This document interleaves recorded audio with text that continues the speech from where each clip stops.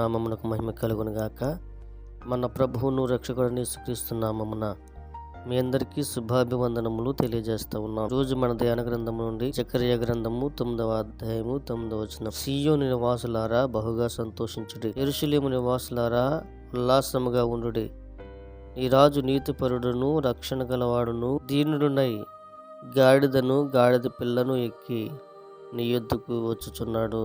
చూడండి, దేవుడు తన భక్తుడైన జకర్యా ద్వారా పలికిస్తున్న మాట ఏమిటి అంటే, రాజు గాడిదను గాడిద పిల్ల మీదను కూర్చుని వస్తున్నాడు అని మాట్లాడుతున్నాడు. ఈ మాట ప్రవచనాత్మకమైన మాట. ఇది ఎక్కడ నెరవేర్చబడింది అని చూసినట్లయితే మత్తయి సువార్త 21వ అధ్యాయము 5వ వచనంలో మనం చూస్తూ ఉంటాం. యేసుప్రభువు తన శిష్యులతో ఇలాగంటున్నారు, మీ ఎదుటిన్న గ్రామానికి వెళ్ళండి, అక్కడ కట్టబడిన ఒక గాడిద, దానితో ఒక చిన్న గాడిద పిల్ల కూడా ఉంటాయి, వాటిని విప్పి నా ఎదుగు తీసుకురండి అని అంటా ఉన్నారు. ఎప్పుడైతే యేసుప్రభువు ఈ మాట చెప్పారో శిష్యులు వెళ్ళి ఆ కట్టబడిన గాడిదను గాడిద పిల్లను తీసుకుని వస్తూ ఉన్నారు. వెంటనే యేసుప్రభువు దగ్గర తీసుకుని వచ్చినప్పుడు యేసుప్రభువు ఏం చేశారంటే వాటి మీద కూర్చుని ప్రయాణం చేస్తూ ఉన్నాడు. అయితే ఇక్కడ మనం నేర్చుకోవాల్సింది ఏమిటంటే, గాడిద కట్టబడి ఉంది, గ్రామంలో కట్టబడి ఉంది. అది వెట్టి చాకరీ చేయవలసిన పని దానికి ఉంది. దానికి నెమ్మది, సంతోషం, సమాధానం లేదు. కనుక యేసుప్రభువు అంటున్నారు, ఆ గాడిదను గాడిద పిల్లను కూడా విప్పండి అంటున్నారు. చూడండి, ఈ రోజున మన జీవితాలు కూడా కట్టబడ్డవారుగా మనం ఉంటూ ఉన్నాం. మన జీవితాలకి విలువ లేదు, మన బ్రతుకులకు విలువ లేదు. మన బ్రతుకులు ఏపాటివి? బానిస బ్రతుకులు బ్రతుకుతూ ఉన్నాం. ఈరోజు మానవుడు వీటికి బానిస అయిపోయాడు అని అంటే, డబ్బుకు బానిస అయిపోయాడు, లోక సంబంధమైన ప్రేమలకు బానిస అయిపోయాడు.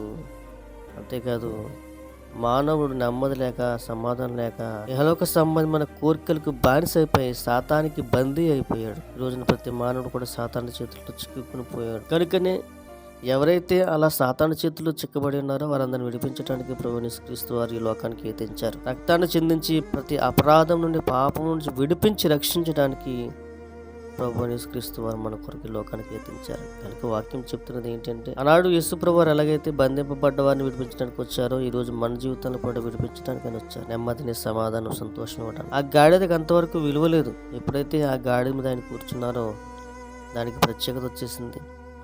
మట్టలు నరికి ఆ దారిలో వేస్తూ ఉన్నారు.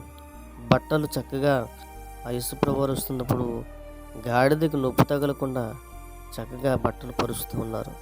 ఘనత పెరిగింది, విలువ పెరిగింది. ఈరోజు మన జీవితాల్లో కూడా ఎప్పుడైతే యేసుప్రభువు వారిని మన హృదయంలో చేర్చుకుంటామో, ఎప్పుడైతే యేసుప్రభువు వారికి మన హృదయంలో ప్రధానమైన స్థలం ఇస్తామో, చోటిస్తామో, మన ఘనత పెరుగుతుంది, మన జీవితానికి విలువ పెరుగుతుంది, మన ప్రత్యేకత పెరుగుతుంది. ఎందుకు తెలుసా? మనల్ని బట్టి కాదు, మనలో ఉన్న దేవుణ్ణి బట్టి. కనుక యేసయ్య మనలో ఉంటున్నప్పుడు, ఆయన మన హృదయంలో నివసించడానికి వస్తున్నప్పుడు ఆయనకు చోటిద్దాం, ఆయనను మన హృదయంలో భద్రపరుచుకుందాం. వాక్యాన్ని, ఆత్మీయ జీవితాన్ని అనుసరించి మనం నడిస్తే తప్పకుండా మనం కూడా ప్రత్యేకింపబడ్డవారుగా ఉంటాం. అవునండి, మనము బందీకారంలో ఉన్నాం, మనము నెమ్మది లేని వారుగా ఉన్నాం. అయితే ఎప్పటికీ కూడా ఆయన ఆ ప్రతి బలహీనత అనే బంధకము, అప్పులనే బంధకము, శోధన అనే బంధకము, సమస్యలు, ఒత్తిడి అనే బంధకము, వీటన్నిటి నుంచి కూడా విప్పి ఆ కట్లను తెంపి మనల్ని ప్రత్యేకంగా ఉంచడానికి ఇష్టపడుతున్నాడు. కనుక దేవుడిచ్చిన గొప్ప భాగ్యాన్ని బట్టి మనం దేవుని స్తుతిస్తూ ఆయనకి ఇష్టమైన బిడ్డలుగా జీవిద్దాం. కొద్ది మాటలను బట్టి దేవుడు మనల్ని దీవించి ఆశీర్వదించును గాక. ఆమేన్. ప్రార్థన. పరిశుద్ధుడా, మీకు వందనాలు.